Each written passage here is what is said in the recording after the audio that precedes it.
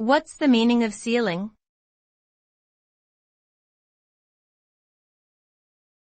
Ceiling.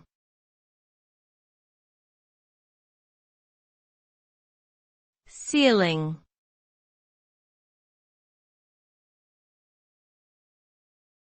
Ceiling.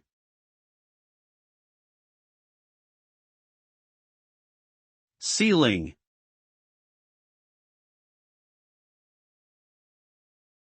A ceiling is defined as the upper interior surface of a room or building, typically constructed with plaster, drywall, or tiles, that covers the uppermost part of the structure. It serves as a decorative finish that also conceals structural elements such as beams, pipes, and wires.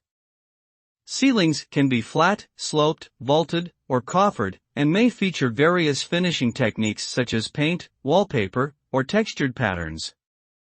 In addition to providing aesthetic appeal, ceilings can also aid in acoustics, insulation, and lighting.